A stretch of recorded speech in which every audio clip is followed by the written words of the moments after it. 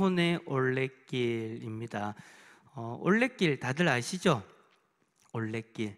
제 고향 부산에도 요즘에 가보니까요, 지난주 월요일날 제가 부산에 가보니 해운대 가보니까 해운대에도 없던 올레길들이 많이 생겼어요. 그래서 이제 시민들로 하여금 걸을 수 있는 길들을 참 아름답게 잘 해놓았던데, 자, 오늘은 영혼의 올레길입니다. 자, 무슨 의미가 있는가 우리가 오늘 한 말씀 보시면서 살펴보도록 하겠습니다. 먼저 복습입니다. 1번. 자, 에노스 때에 사람들이 여호와의 이름을 부르는 것은 무엇을 의미하는가? 자, 하나님을 불렀다라고 그렇게 이야기를 했잖아요. 지난주에 제일 마지막에 우리가 보면서 그 하나님을 부르는 행위가 무엇으로 우리는 받아들인다라고 얘기했나요? 하나님을 예배하는 것, 그죠? 그래서 공동체 예배의 시작을 의미한다. 사람들이 여호와의 이름을 불렀다. 그러니까 그냥 뭐 한 사람이 이름을 불렀다가 아니라 사람들이라는 복수를 썼기 때문에 공동체 예배의 시작, 최초의 공동체 예배의 시작이 바로 창세기 4장 26절이다라고 그렇게 봅니다. 자, 그렇다면 우리가 이제 살펴봐야지. 공동체 예배는 왜 중요하냐? 공동체 예배의 중요성은 무엇이라고 생각하냐? 첫 번째는 뭐였습니까? 하나님과 우리의 관계이기 때문에. 그리고 두 번째는 우리와 이웃과의 관계. 그러니까 예배라는 것이 하나님하고 우리와의 관계도 있지만 우리와 이웃과의 관계도 포함되는 거예요. 여러분, 하나님이 우리를 보실 때에 하나님한테만 잘하는 그 모습을 하나님이 온전한 예배라고 보십니까? 아니잖아요, 그죠? 지난번에도, 그래도 그 지난번에도 우리가 계속해서 말씀드렸다시피 예수님이 분명히 제사를 지내기 전에, 예배를 드리러 오기 전에 이웃과의 다툼은 없는지 먼저 돌아보고 있으면 그것을 해결하고 오라고 했습니다. 그 부분을 하나님이 보신다라는 거예요. 예배자가 그 부분이 해결되지 않은 상태에서 나는 하나님하고의 관계만 중요해, 하나님하고 내하고만 관계되면 상관없어, 사람들과의 관계 중요하지 않아 라고 생각한다면 그거는 큰 오판이에요. 하나님은 그것까지도 예배자의 모습으로 받아들이신다라는 거예요.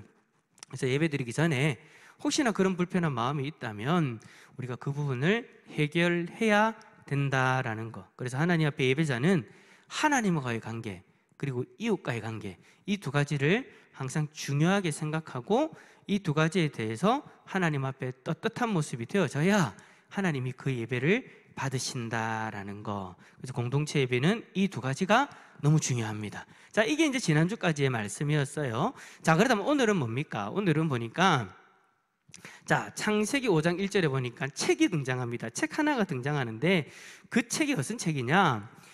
아담의 계보를 적은 책입니다. 여러분 5장 1절 한번 보실래요? 5장 1절에 보니까 그렇게 되어져 있죠.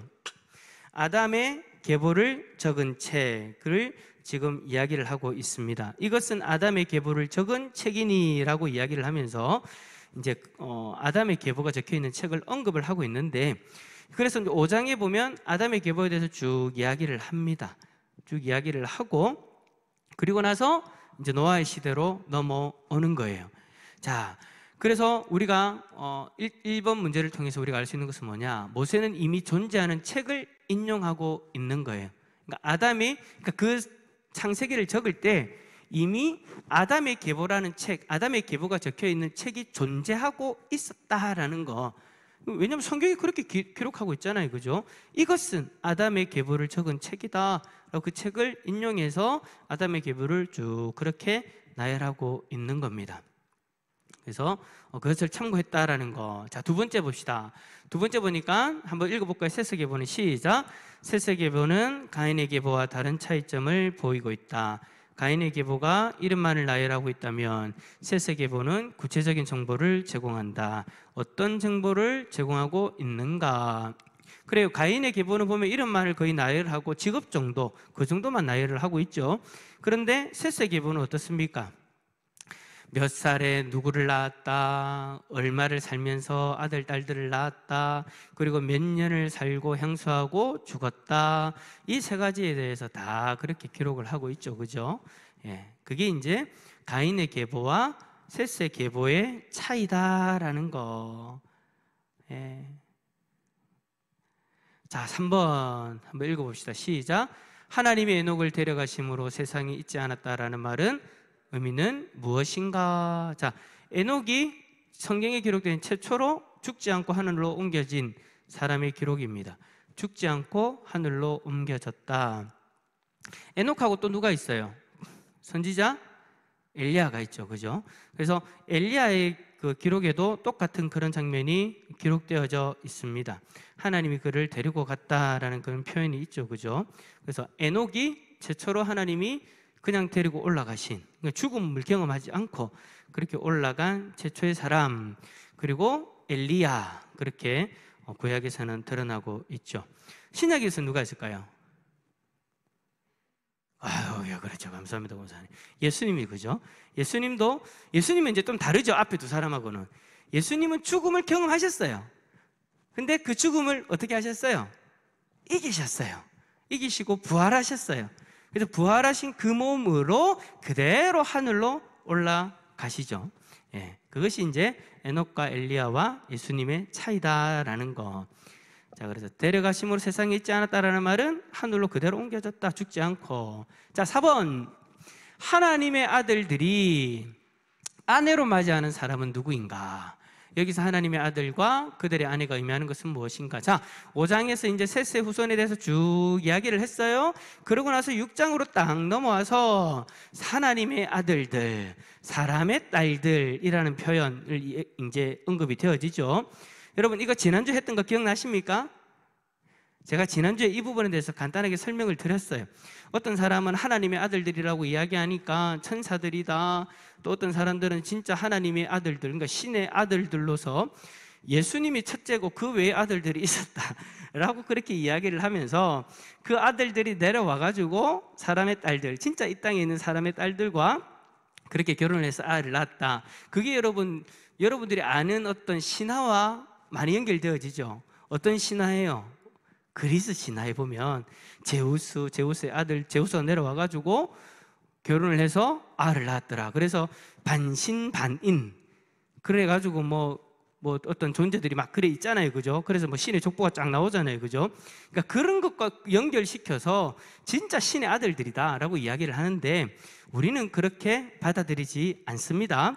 우리가 받아들이지 천사다 그리고 신의 아들들이라고 받아들이지 않는 이유는 뭐냐면 성경에는 이 앞부분에서 이미 이들이 누구인지에 대해서 설명을 어느 정도 드러내놓고 있어요. 그게 누구라고요? 하나님의 아들들은 하나님을 섬기고 예배하는 셋의 후손.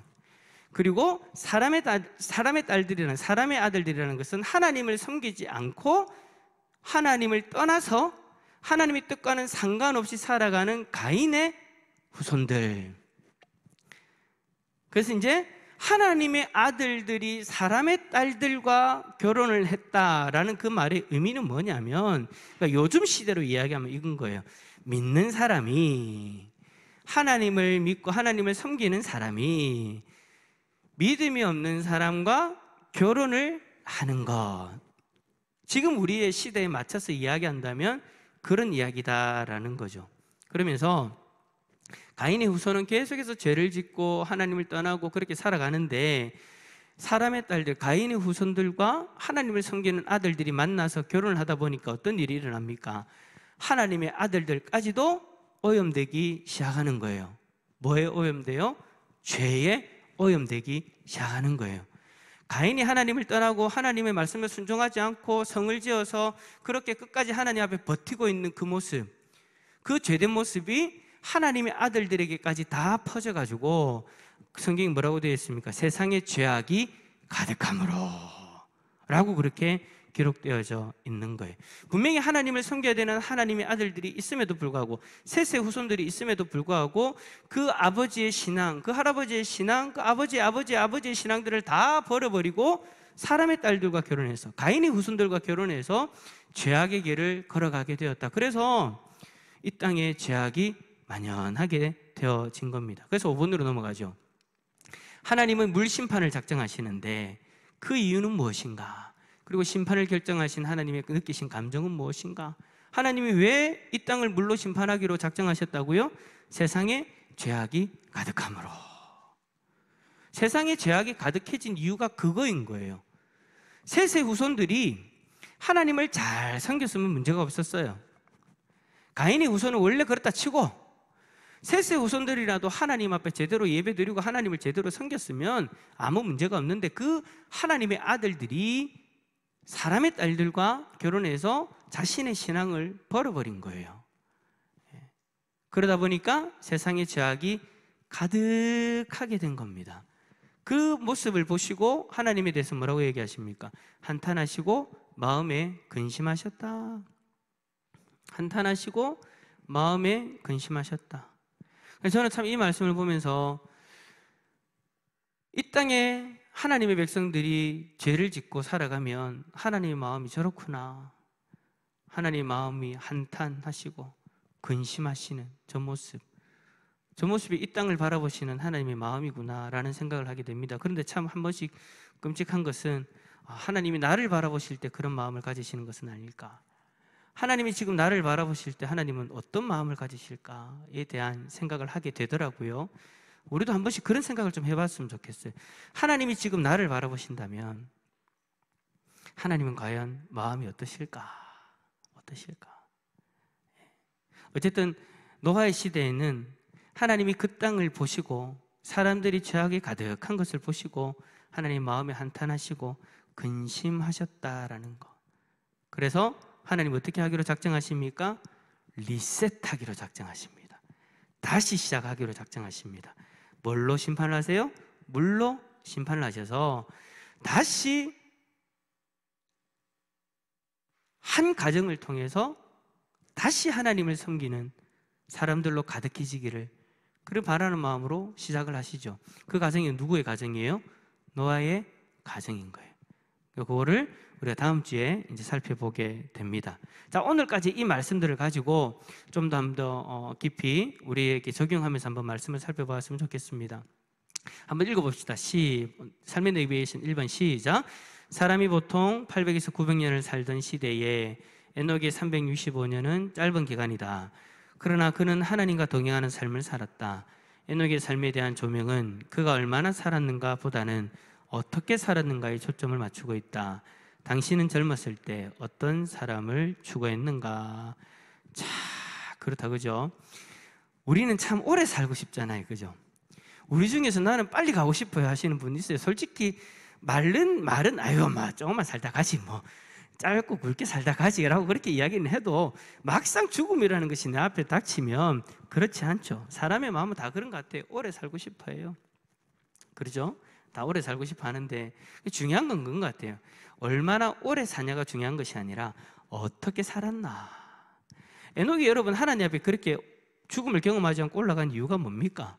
하나님이 에녹의 삶을 기뻐하신 거예요. 그래서 그 에녹은 이 땅에서 너 이제 더 이상 고생하지 않아도 돼, 나에게 와 하고 그냥 하나님 데리고 가신 거예요. 우리가 이 땅에 살아갈 때 여러분 연수가 중요한 것이 아니라 하나님 앞에 지금 나의 삶이 어떻게 평가받고 있는가, 그게 참 중요한 것 같아요.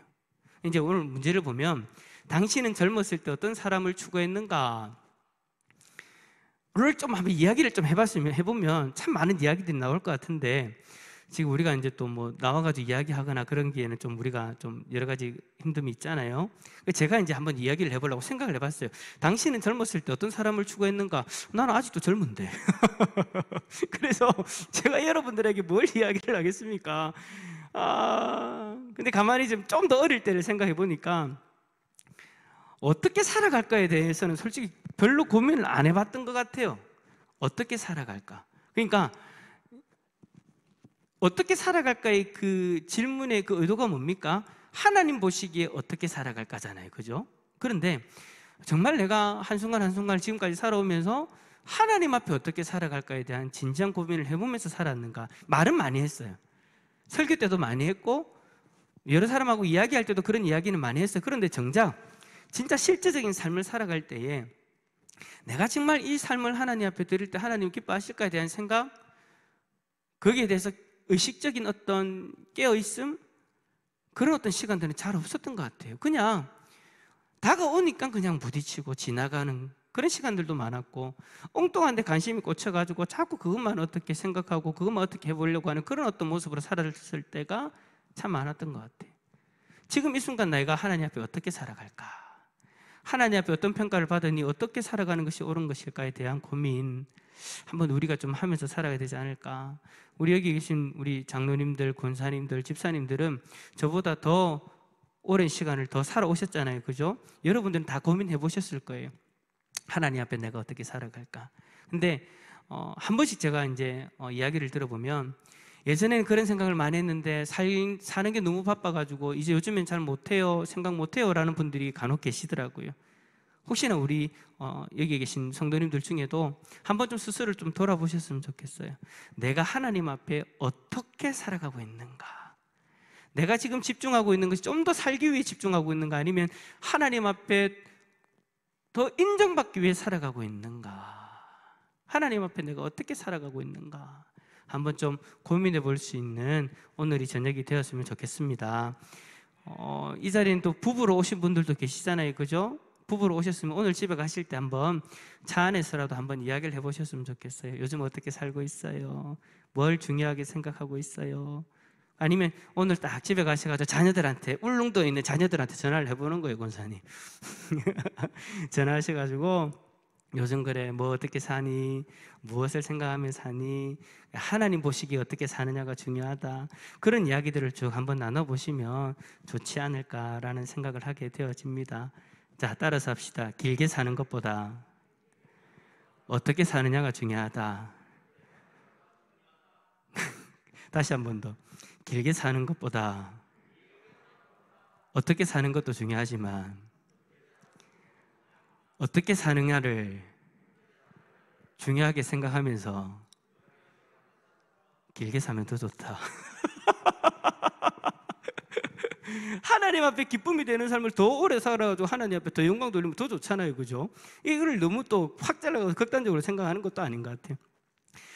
오래오래 만약에 우리가 하나님이 살 수 있도록 허락해 주신다면 그 오랫동안 사는 시간 동안 하나님이 어떻게 기뻐하실까? 어떤 삶을 나에게 원하실까? 그때 집중하면서 그렇게 사는 모습. 우리 박수봉 목사님 뒤에 계시지만 우리 박수봉 목사님 항상 저한테 오셔가지고 그런 이야기를 하시거든요. 어떻게 하나님 앞에 살아갈까에 대한 어떤 그런 마음들. 그래서 전도하는 부분이나 아니면 새벽을 깨우는 부분이나 항상 그 부분들에 대해서 이야기하실 때마다 제가 솔직히 도전이 되어져요. 여러분도 우리 박 목사님 보시면 그렇잖아요. 그죠? 제가 박 목사님 보면서 뵈면서 항상 드는 마음은 야, 내가 나중에 은퇴하고 나면 진짜 박 목사님처럼 살아야 되겠다.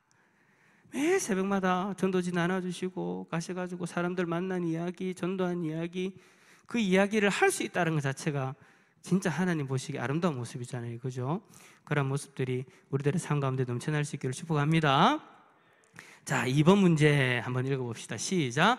주의 백성이 죄를 지을 때 초래되는 가장 심각한 결과는 무엇보다 하나님의 마음을 괴롭게 하는 것이다. 죄는 우리를 가장 아끼고 사랑하는 하나님의 가슴에 못을 박는 행위다. 당신은 가장 아끼고 사랑하는 사람 때문에 마음 아팠던 경험이 있는가?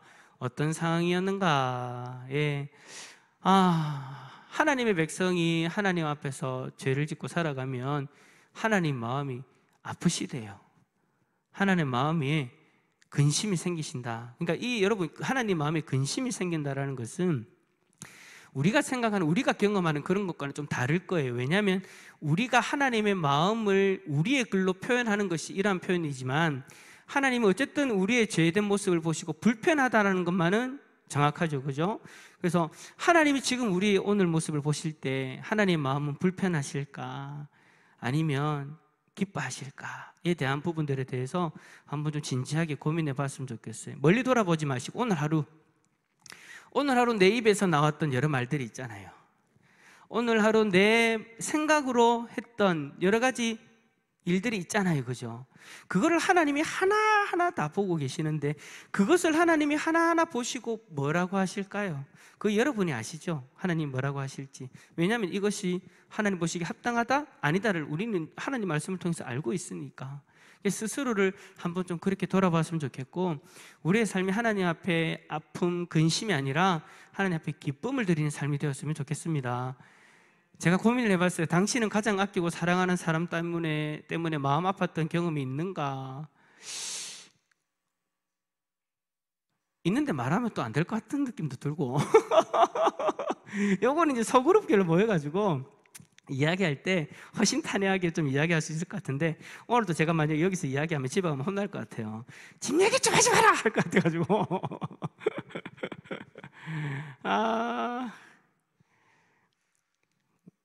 하나만 딱 얘기할까?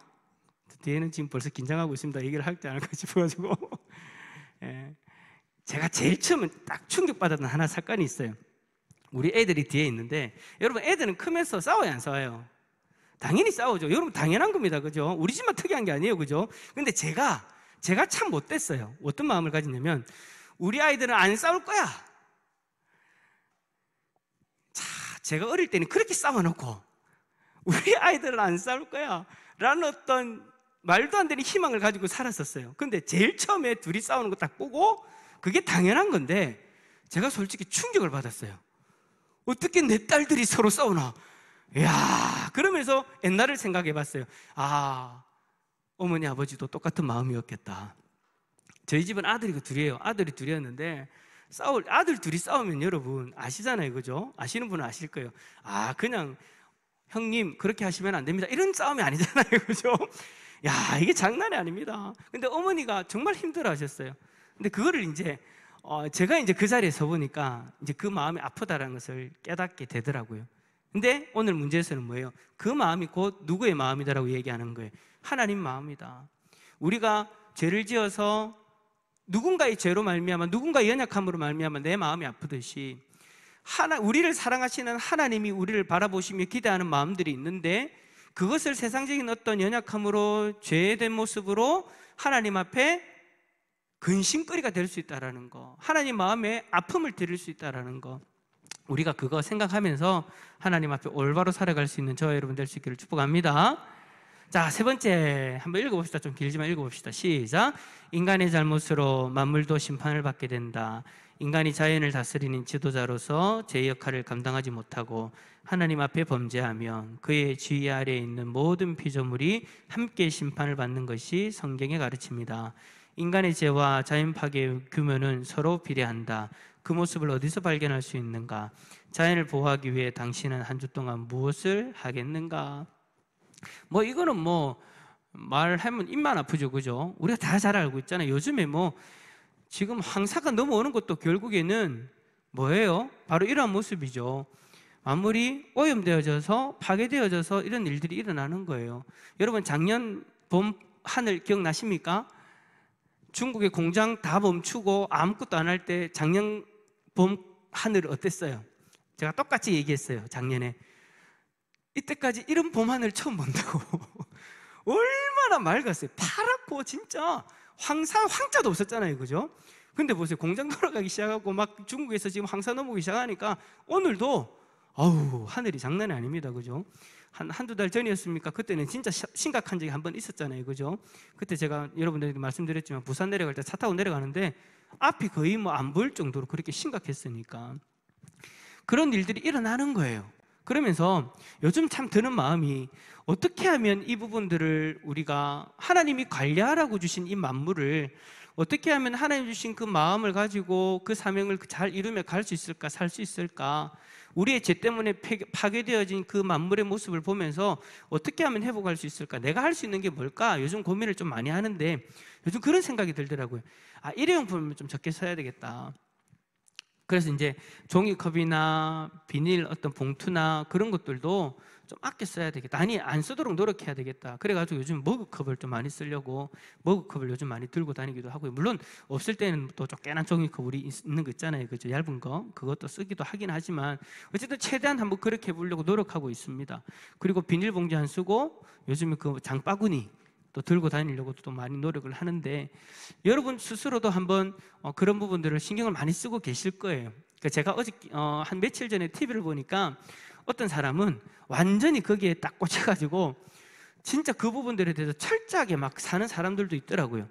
칫솔도 여러분 어떤 칫솔 쓰는지 아세요? 친환경적인 거, 대나무 칫솔이라는 게 또 있더라고요. 그 다음에 비누도 친환경적인 비누가 있고, 우리가 찾으려고 하면 얼마든지 찾을 수 있는 것들이 너무 많아요. 우리가 모르는 거죠. 아, 이런 것도 있구나라는 것을 모르고 하나님이 우리에게 주신 이 만물을 파괴하면서 그렇게 살아가고 있는 것 같아요.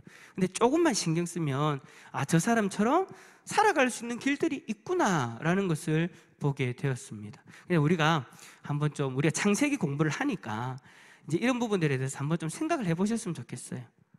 고민을 좀 해봤으면 좋겠어요. 우리 이제 장로님, 윤 장로님 같은 경우에는 이제 공사를 이제 하시잖아요. 그죠? 공사를 하실 때 어떻게 하면 친환경적인 제품을 쓸까? 물론 돈은 비싸겠지만, 예, 그런 고민들이 우리에게 있어야 되지 않을까라는 그런 말씀을 드리는 겁니다. 그래서 하나님 앞에 나중에 딱 가가지고 하나님, 저는 하나님이 맡겨주셔서 다스리라고 했던 이 모든 만물을 이렇게 저렇게 다스렸어요 라고 그렇게 정말 좀 뭐라고 얘기할까? 어린아이처럼 떳떳하게 그렇게 고백할 수 있는 저와 여러분이 될 수 있기를 축복합니다.